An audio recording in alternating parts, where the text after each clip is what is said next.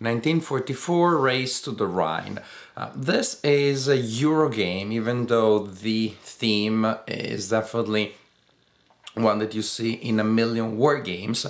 The theme is we're in 1944 in Europe, and there are three leaders of the Allies, Patton, Montgomery and Bradley, that are advancing towards the Rhine, trying to get to celebrate Christmas in Berlin. In this game, the players take on the roles of these generals. The game goes up to 3 players. The game is also playable as a solitaire game. You just control one of the commanders. And these commanders are simply trying to reach the Rhine. If you reach the Rhine before the other players do, then you win the game. So even though the Allies are allied, they're on the same side, this is not a cooperative game in any sense of the word. It is still an individual race. It is a racing game based on very Eurogamey mechanics. For this, you really have a hodgepodge of different elements that come from completely different gaming systems, gaming philosophies. Let me show you how the game plays, and then I'll try to give you a general assessment of this very unique, very original, very strange game in a sense. This is the map for the game. This is a mounted map, which the connections that the players will use to move their divisions towards the Rhine and to transport supplies. The map, as you can see, is divided in 3 areas. A blue one that will be used by Patton and the Patton player, consequently, one which is used by Bradley and one that is used by Montgomery. There are some areas that both players can use, but the majority is exclusive to one player. On the map, you have blocks indicating the divisions that the player will control. Those are the actual fighting units. Montgomery has 4, Patton and Bradley have 3 each. Also, you have an area there where supplies are placed at the beginning of the game. There is a large number of available supplies.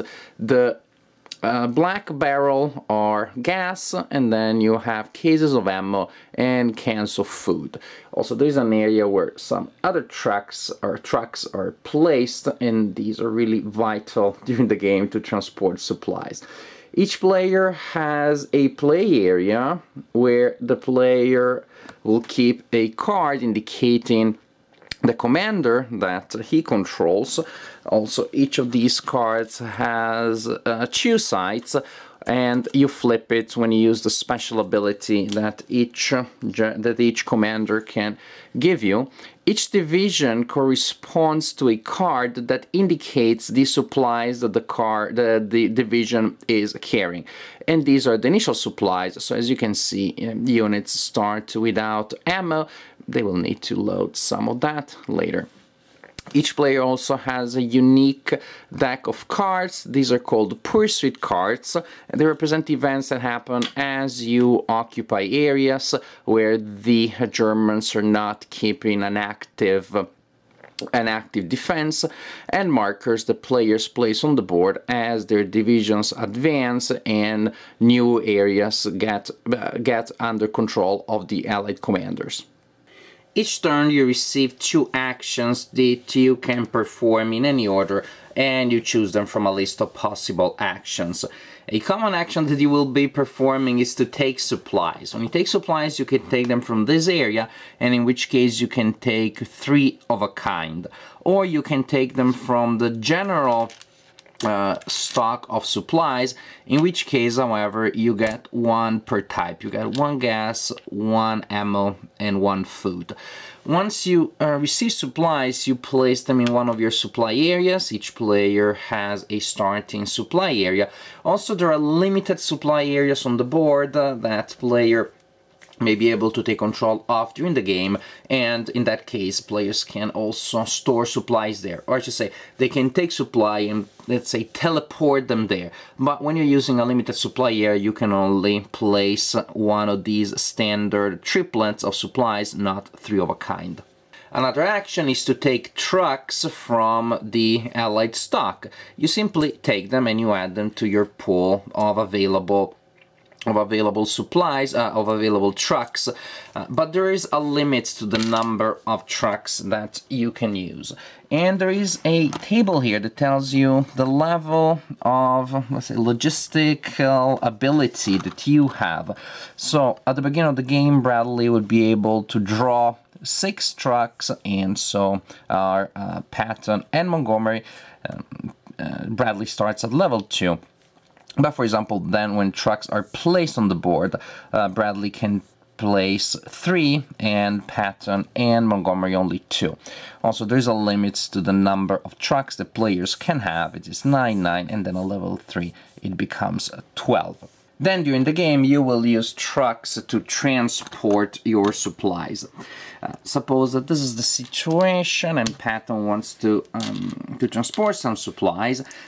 To transport supplies you place trucks on the board on connections, and then you're able to move the supplies, up to 5 supplies, along that connection to the destination.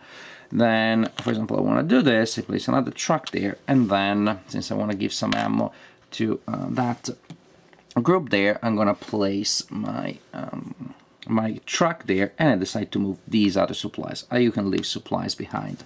This is the 20th. Then once supplies are in the same area where my division is, I can move them to the card of the division up to the number of available slots. So this would be the situation if I have transported those 2 supplies, those 2 units of ammo to this group here. You can transport supplies only as you are placing trucks on a connection, and you cannot place multiple trucks on the same connection, which means that after a while you have to look for alternative ways of transporting your supplies. The connections become pretty congested, traffic jams may happen, and when that happens, well, you need to clean up the board a little bit. How does that happen? That happens during the supply interface. The supply interface happens when the last truck is removed from here. At that point, several things happen, so many actually that you have a little player aid here to help you. First, the markers of each player on the logistical chart, which is this one, advance by 1 level. So players become better at doing what they do.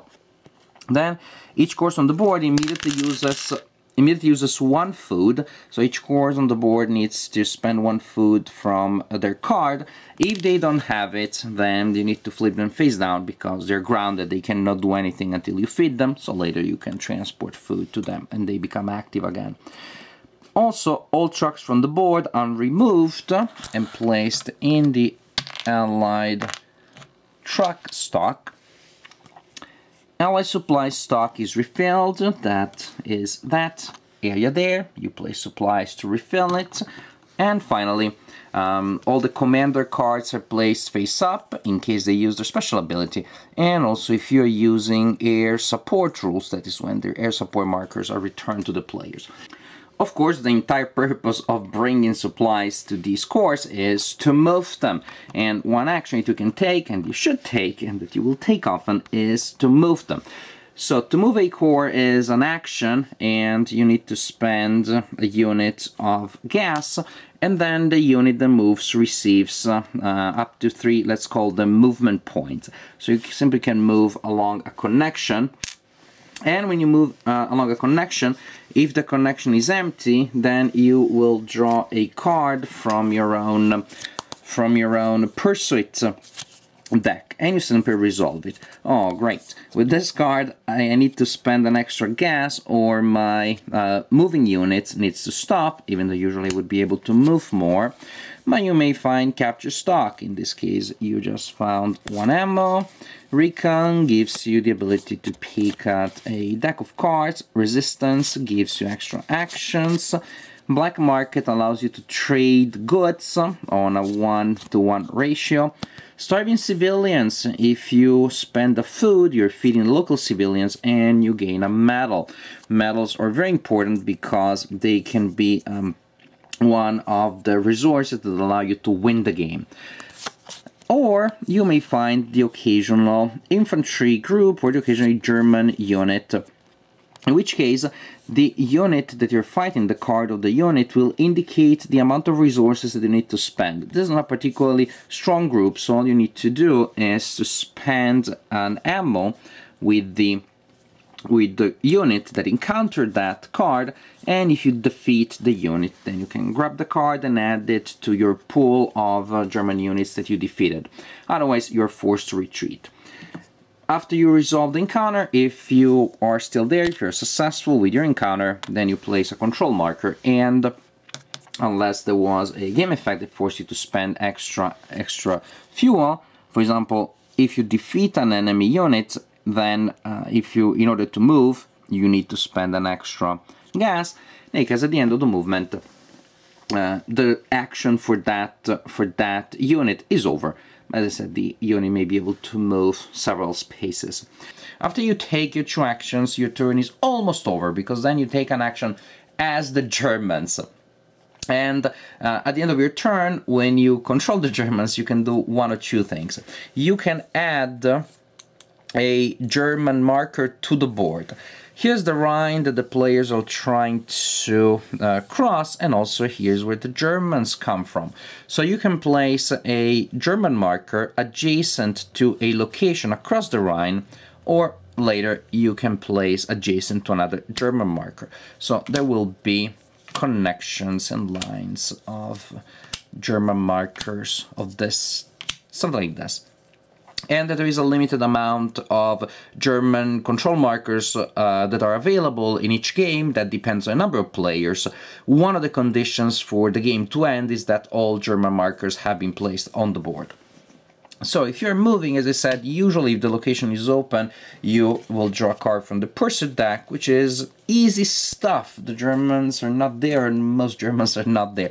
But when you move into an area with the German marker, things become thornier, because that is when the Germans are there. The Germans are actively defending that location, in which case you draw a card from this other deck, and you fight against the German unit that you encounter. Some units are easier, some units are tougher. The tougher units have a symbol here of the medal, which means you gain a medal if you defeat that unit. Other units are not so terrible. But still, it is the basic idea that you need to spend the necessary resources to take control of the card, otherwise you're forced to retreat. If you do manage to defeat the unit that is represented by the card you just revealed, you take the card, and also you return the German marker to the pool. So when units belonging to the German area are defeated, then also the marker is returned to the German area, which means the game may last longer. If it takes too long for the players to advance, a lot of markers will be dropped on the board, then the game will be over sooner. And the game may be over when one of the players crosses the Rhine, and that is a victory for that player, or as I said, it may be over when all of these markers are on the board. In which case, to determine victory, you count the number of medals that the players have acquired, and also you count points based on the divisions and brigades that have been defeated. Cards with the symbol count as a medal. Otherwise, it takes, once you counted this, you look at the cards of the units that you defeated, the ones without medals. For each 5 ammos, total 5 ammos on the cards, you receive a medal. So these 3 cards together, if you manage to defeat them, they count as a medal. Also, when you are controlling the opponent, when you are controlling the Germans, instead of adding new tokens to the board, you can choose to counterattack. That is to remove pieces, control tokens of the opponent. Say if you're Patton, you can remove those placed by Bradley or by Montgomery, and those pieces need to be not adjacent to cores, to actual units of the opponent. So if the opponent is stretching out things too much, there is a core that is way ahead and one that is way behind, there will be a lot of points in between that are not adjacent to any actual unit, and then the opponent can simply remove them. As long as there's a connection that goes from the Rhine to one of these non-adjacent tokens, then the token can be removed. So you can kind of like dig a hole, or a pretty deep hole in some cases, into the net of control tokens of one of your opponents, historically your allies, but an opponent in this strange race here. Race to the Rhine, a racing game, yes, and a pretty strange one, pretty unique one. First because you're playing without much interaction, which is unusual in a racing game.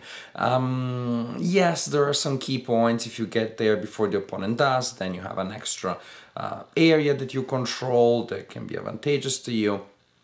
And there is indirect interaction in the way in which you're grabbing supplies, in which you time the reset of the trucks on the board and the supply interface. And those actually can definitely affect ways, but not like you would in traditional racing games in which you're simply trying to gain an advantage by getting yourself in front of the opponent. So yes, there are ways of affecting the game interactively, but I have to say something. They feel a little gamey, and this is probably one of the biggest problems that I have with this design, one of the problems that make me feel a little cold about this design. This is a design that I think has a lot of potential. I was very excited about it as I read the rules. It seemed to have it all. You're both a general and a quartermaster. You have the fighting and you have the logistics, and I always appreciate when games about war include the logistical aspect. I was really excited about all this, and yet there are just ways in which I found myself exploiting the rules, finding it advantageous to exploit possible gaps in the rules, as opposed to just to look at the situation organically. To me, that is a gamey thing. To me, that is a minus in a design. For example, yes, there are other games in which the players are trying to reach a certain target, and the players also control the opponent. So you're placing pieces of the opponent in front of the other players. One such game is Race to Berlin, which is pretty much the same topic as this game, just on the Eastern Front. The players are Soviet generals, they're advancing towards Berlin, so each player is controlling a Soviet general and also controlling the Germans that will try to oppose the general controlled by the opponent. The problem in a Race to the Rhine is that sometimes, if not often, you will find yourself placing the German tokens in front of your own units, which doesn't make any sense in terms of the race. But there are cases in which it will actually be difficult to get to the Rhine. So you realize after a while that there are only two ways, pretty much, of scoring points, two main ways of scoring points. If you're not going to win by reaching the Rhine. And those ways are by eliminating German units that gives you medals or ammo that can be translated into medals, or feeding civilians. And oh, this is great, you're feeding starving civilians, how nice and humanitarian that is of you. But it seems pretty strange, like, well, we're not going to win the war by Christmas, but hey, we handed out some sandwiches. I'm not diminishing the importance of this historically. I'm just saying that it seems like a wobbly, strange set of victory conditions, like either that or that other thing. It just feels so different. So you will want to have these Germans that you can destroy, so you gain points. And to me, a game in which you want to fight as many Germans as possible as you're advancing towards the Rhine, because that scores you point, is a weakness. If we're talking about a game with any degree of thematic reliability. And there are other similar ways in which you can act in a gamey way, for example, by timing things in such a way that will affect the opponents, will allow you to hoard resources, to hoard trucks. All of these things kind of make the game feel more dry, more flat than it could have otherwise. this is not a bad game. It's just a game that I felt I could have enjoyed more. I felt I could have achieved more. I enjoyed the good things in here. I enjoy the option of a solitaire game. I enjoy the fact that the game plays in different ways depending on the general that you are controlling. The Montgomery and Patton can try to take control of temporary limited supply areas. That helps them a lot. Bradley starts with an advantage in logistics, but then has to create long lines of trucks to be able to keep his units supplied as they advance closer and closer. I like these elements. I do not like the gaminess of the game very much. I do not like the pace of the game that can be very exciting at times as you're advancing, eliminating enemy units, and then all of a sudden you find yourself without supplies and you're just sitting there, and then for turns and turns you're just putting together the machine to get your units supplied. I just wish there had been a way of integrating logistics and the active aspect of the military operations better. They feel they're both there, but they still feel like, no, I'm doing this, no, I'm doing that. No, I'm doing this, no, I'm doing that. They don't feel very organic to one another. So Race to the Rhine, a Euro game with a war game theme and a race game philosophy behind it. A game with potential, a game that I think will appeal to players that that enjoy delivering goods and optimizing resources. It may be a disappointment for wargamers, and it simply may be a disappointment for Eurogamers that do not mind to have some thematic flavor behind the mechanics of the game. Race to the Rhine, a game that looks good, that I think will be enjoyable for many players. To me, it was a game that felt just okay. It was a little bit of a disappointment. I didn't hate it, I wasn't horrified by it, but I'm pretty far from being in love with it.